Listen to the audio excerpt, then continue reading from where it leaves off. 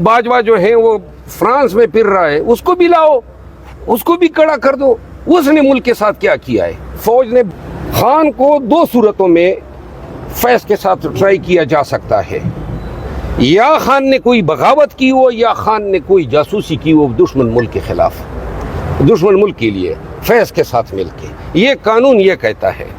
खान साहब जेल में नजर बंद है ना, उसकी आंखें और नजरें तो कौम की तरफ लगी हुई है, और कौम क्या कर रही है?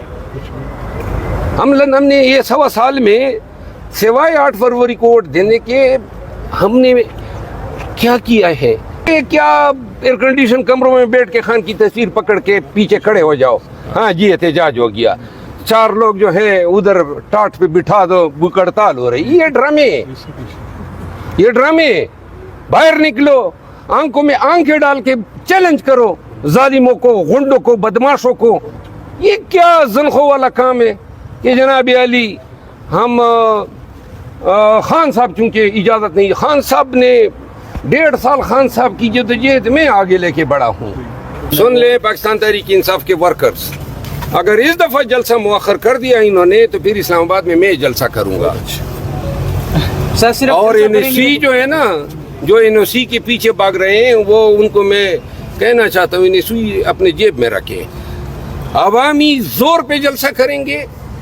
पहले भी इस्लामाबाद में मैंने किए ना, आप लोगों ने देखे, आप हमारे साथ होते थे, हजारों नहीं लाखों के लोग मेरे साथ निकले, पुलिस सामने आ जाती थी, हम डट के आगे जाते थे, पर्चे होते थे, हम जमानतें करा लेते थे। मारना है, पर्चा करना है, टीयर गैस चलाना है, कुछ भी कर लो।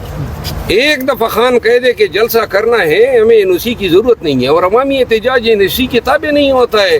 और अब तो पानी सर से ऊपर चढ़ गया है, लिहाजा इस कौम को क़यादत दरकार है। जद्दोजहद, इनकलाब और पाकिस्तान में हकीकी हुक्मरानी के लिए कुर्बानियाँ देनी होगी। ये क्या एयर कंडीशन कमरों में बैठ के खान की तस्वीर पकड़ के पीछे खड़े हो जाओ, हाँ जी एहतजाज हो गया, 4 लोग जो है उधर टाट पे बिठा दो, भूख हड़ताल हो रही। ये ड्रामे बाहर निकलो, आंखों में आंखें डाल के चैलेंज करो जालिमों को, गुंडों को, बदमाशों को। ये क्या ज़नख़ो वाला काम है कि जनाब अली हम खान साहब चूंकि इजाज़त नहीं, खान साहब ने 1.5 साल खान साहब की जद्दोजहद में आगे लेके बढ़ा हूँ। खैबर पख्तूनख्वा से लेकर उधर सिंध तक जो है हमने जलसे किए, कन्वेंशन, एक जलसा, एक जलूस और कन्वेंशन की रुदात में खान को सुनाता था, तो मुझे कह देता ना कि मत करो, खून बह जाएगा।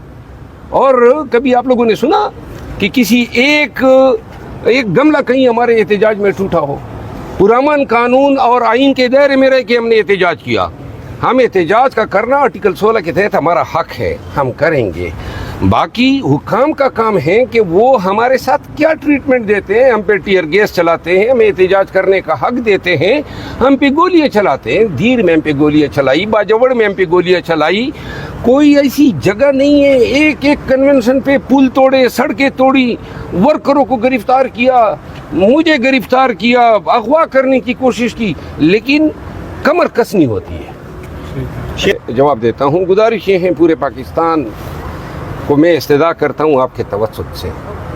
खान जेल में 1 साल से ज़्यादा हो गया है। पीटीआई के साथ जो रवैया रवा रखा गया है आप सब देख रहे हैं, और हम सब टीवी चैनलों पे या मोबाइलों के ये स्क्रीनों को देख के महसूस हो रहे हैं। अमलन क्या पाकिस्तानी कर रहे हैं? अमलन कुछ कर रहे हैं हम। अमलन तो तभी होगा ना जब हम अगर पाकिस्तान के साथ मोहब्बत रखते हैं, इस मुल्क का बेहतर मुस्तकबिल चाहते हैं, इस मुल्क में कानून की हुक्मरानी चाहते हैं, तो तब ये देखिए मौत तो एक दफ़ा आनी है, क्या 20 दफ़ा जो है हमने मरना है? एक दफ़ा जो है ये कौम हिम्मत और कमर कस ले कि जी हमने निकल के, कमर कस के हमने निकल के कौम के लिए उनका हक लेकर देना है। खान साहब जेल में नजर बंद है ना, उसकी आंखें और नजरें तो कौम की तरफ लगी हुई है, और कौम क्या कर रही है? हमने ये 1.25 साल में सिवाय 8 फरवरी को वोट देने के हमने क्या किया है?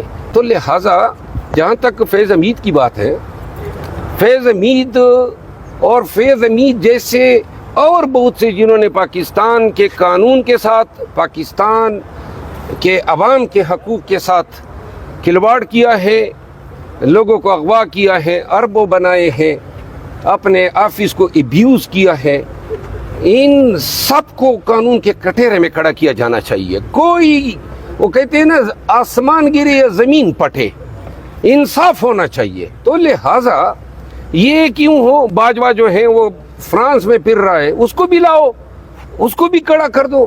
اس نے ملک کے ساتھ کیا کیا ہے؟ فوج نے بہت ہی ایک اعلیٰ کام کیا ہے کہ اپنے ایک جرنیل کو جا کے قانون کے کٹہرے میں کھڑا کیا ہے.